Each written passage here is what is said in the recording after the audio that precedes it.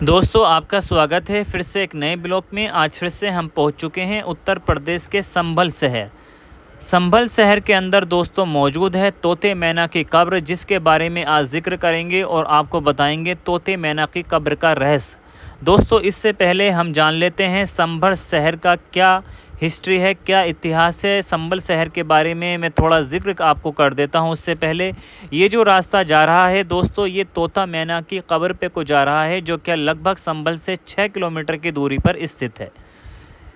भारत के उत्तर प्रदेश के संभल जिले में स्थित एक शहर है। नई दिल्ली से लगभग 158 किलोमीटर यानी कि 98 मील दूरी पर स्थित है संभल शहर। पूर्व में और राज्य की राजधानी लखनऊ से 355 किलोमीटर, उत्तर पश्चिम में मुरादाबाद रोहिलखंड क्षेत्र मुरादाबाद शहर से लगभग 32 किलोमीटर की दूरी पर स्थित है ये शहर।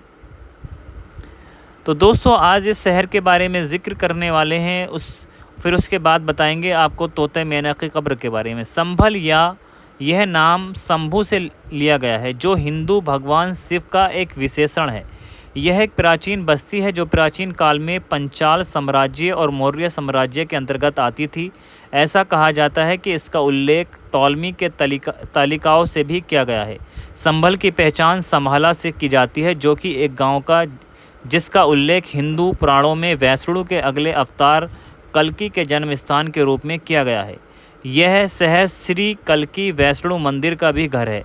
इसे तिब्बती बौद्ध धर्म की बुद्ध पौराणिक कथाओं के उद्धार लिया गया था, जहां इसे एक पौराणिक साम्राज्य और हिमालय से परे एक शुद्ध भूमि के रूप में वर्णित किया गया है, जहां भविष्य के मैत्री का उदय होगा। इब्न बतूता के अनुसार चीन के अंतिम युआन राज्यवंश के सम्राट तोगोन तैमूर ने दिल्ली के सुल्तान मोहम्मद बिन तुगलक को एक दूतावास भेजा था, जिसमें संभल में एक बौद्ध मंदिर के पुनर्निर्माण की अनुमति मांगी गई थी, जिसमें उस समय तिब्बत से तीर्थ यात्रियों को आकर्षित किया गया था। संभल सैकड़ों वर्षों से एक शहरी केंद्र रहा है और मध्यकाल के दौरान एक प्रमुख शहर था। पृथ्वीराज चौहान और गाजी मोहम्मद सलार मसूद के बीच दो पौराणिक लड़ाइयाँ यहाँ होने का दावा किया जाता है। उस समय स्थानीय शासकों के अधीन 13वीं और 14वीं शताब्दी में दिल्ली सल्तनत का हिस्सा बन गया, पहले कुतुबुद्दीन ऐबक के अधीन और बाद में फिरोज शाह तुगलक के अधीन। यहाँ 15वीं शताब्दी में 4 वर्षों तक सिकंदर लोदी के अधीन दिल्ली सल्तनत के लोदी वंश की राजधानी थी। बाबरनामा के एक फोलियो में 16वीं शताब्दी की शुरुआत में संभल के अभियान से पहले सुल्तान इब्राहिम लोदी के दरबार में एक पुरस्कार समारोह का चित्रण है। दिल्ली सल्तनत के पतन के बाद शहर बाबर के अधीन मुगलों के पास चला गया, जो कुछ समय के लिए नए साम्राज्य की राजधानी रहा। यह भी दावा किया जाता है कि बाबर ने यहाँ एक मस्जिद बनाई थी, जो आज भी मौजूद है। बाद में शहर और उसके बेटे हुमायूं का शासन रहा। हुमायूं के बेटे अकबर के शासन में संभल का विकास हुआ, लेकिन बाद में इसकी लोकप्रियता तब कम हो गई जब अकबर के पोते शाहजहां को शहर का प्रभारी बनाया गया और स्थानीय सरकार राजधानी को मुरादाबाद स्थानांतरित कर दिया गया। तो दोस्तों यही है तोते मैना की कब्र, और संभल के बारे में मैं आपसे जिक्र कर चुका हूं। आपको बता दी है मैंने संभल की हिस्ट्री। तोते मैना की कब्र के बारे में भी जिक्र कर लेते हैं। दोस्तों ये जो रास्ता मैंने दिखाया था वो यहीं पर आने का रास्ता है, यहाँ से आप आ सकते हैं। लगभग बहजोई रोड पे ये पड़ता है। संभल से 6 किलोमीटर की दूरी पर ये स्थित है। संभल यूपी के इस ज़िले में है। तोता मैना की कब्र 1000 साल बाद भी अनसुलझी है। पहेली, कोई नहीं पढ़ सका इबारत का राज। इस कब्र के बारे में तरह तरह के मत हैं और यह कई रहस्यों से भरी पड़ी है। इसमें जो आयतें लिखी हैं आज तक इसे कोई पढ़ नहीं पाया। उत्तर प्रदेश के संभल में तोता मैना की कब्र पर लिखी इबारत सैकड़ों साल बाद आज भी लोगों के लिए अनसुलझी पहेली बनी हुई है। देश विदेश में तमाम भाषाओं को जानकार और पुरातत्वविद तोता मैना की कब्र पर लिखी इबारत को पढ़ने में नाकाम रहे हैं।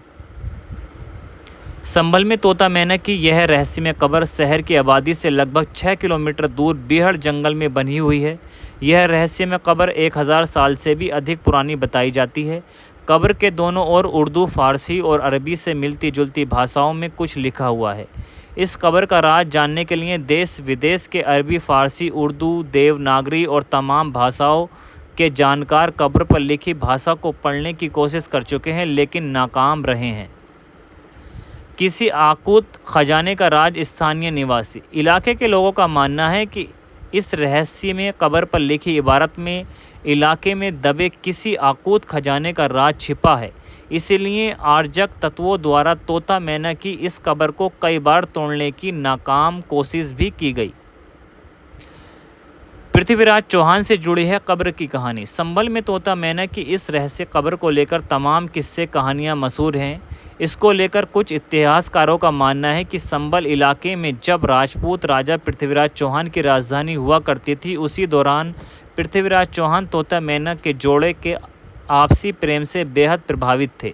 इस जोड़े की मृत्यु के बाद उनकी याद में यह कब्र बनाकर उनके प्रेम कहानी कब्र पर लिखवाई गई थी। लेकिन कब्र पर लिखी भाषा को आज तक न पढ़ जाने से इस कहानी की पुष्टि नहीं होती।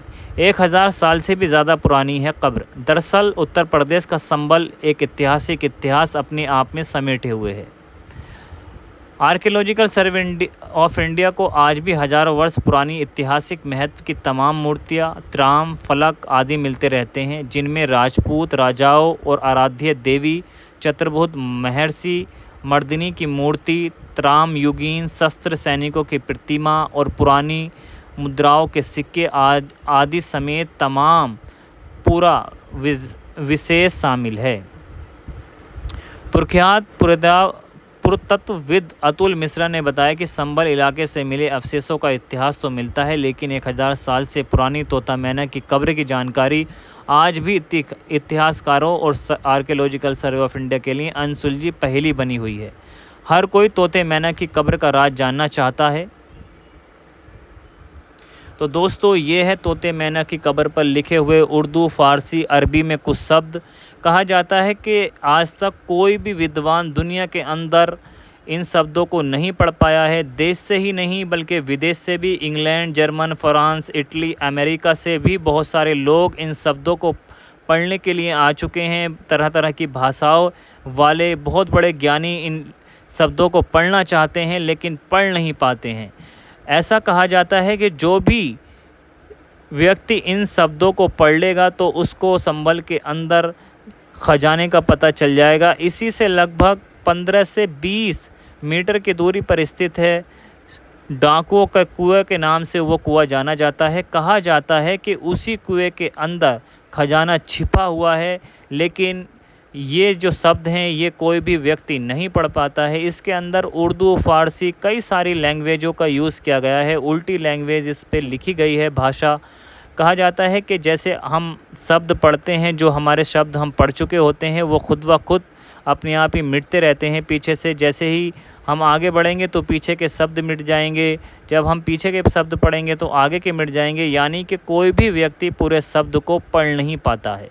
जी हाँ दोस्तों, ये एक बड़ी ही अनसुलझी कहानी है। आर्कियोलॉजिकल सर्वे ऑफ इंडिया भी कई बार यहाँ पर आ चुका है और इस तरह की चीज़ों को देख चुका है। ये बहुत ही ज़्यादा अनसुलझी कहानी है। तोते मैना की कब्र की कहानी की आज तक कोई भी दास्तां या कोई भी इससे सुलझी हुई कहानी सही से नहीं समझा पाया है। जी हाँ दोस्तों, कोई कहता है कि ये पृथ्वीराज चौहान साहब की जो शासनकाल था उसके दौरान बनाई गई कब्र है। कोई कहता है कि ये 1000 से 1400 साल पुरानी कब्र है।